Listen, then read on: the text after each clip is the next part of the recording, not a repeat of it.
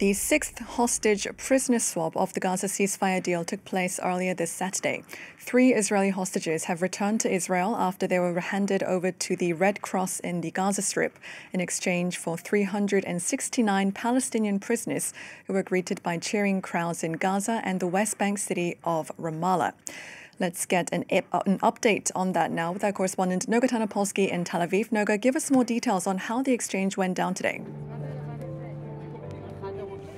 Hi, Jenny. Today's exchange went down much more smoothly than it has in recent weeks. There were less frenetic crowds surrounding the Israeli hostages upon the release, and it went faster and earlier in the day than it has in previous weeks.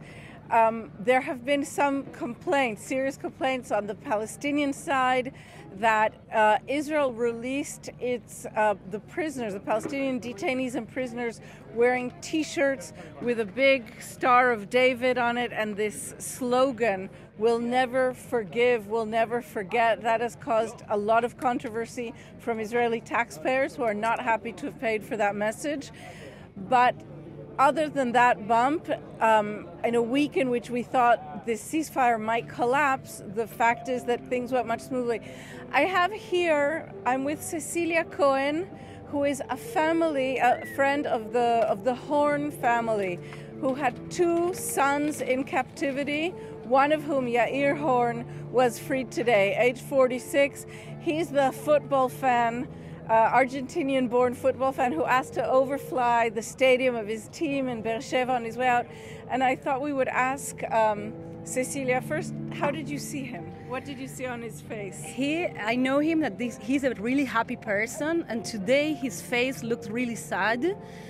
We feel really sad to see him really slim, not as usual. I know his family really well, and they are really happy person. He's in charge of the path of Niroz, and today we saw a sad face. But in a way, we are happy that he's with his mother and with his brother, third brother Amos, and that was our feeling today to see him. You told me that you're going to be staying here in Tel Aviv for the protest tonight. Please tell me, what do you feel you have to protest for or against? I think the only way to end this war is that every hostage is going to be home.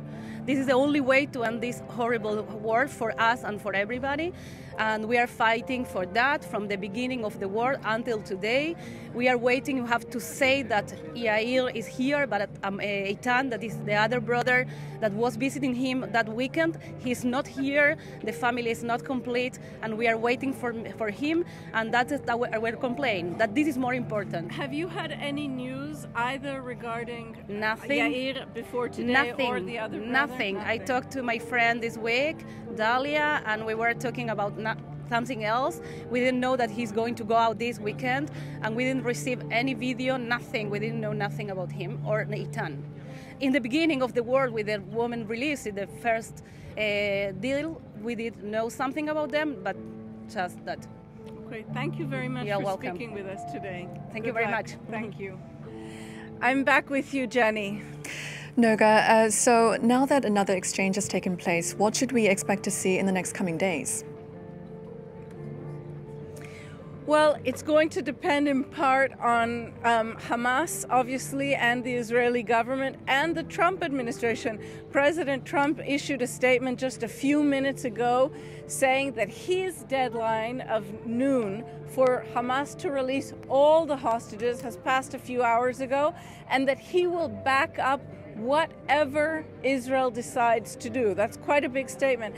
And it puts Prime Minister Netanyahu in a bit of a spot, because the more extremist ministers in the Israeli government are going to tell the Prime Minister, and have already said to him, you have the support of the United States, return immediately to full-on war.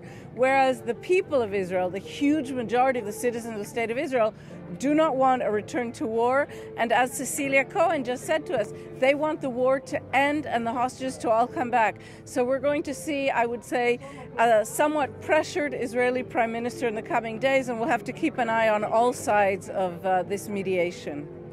Noga, thank you very much indeed for that, and thank you to Cecilia for speaking with France 24.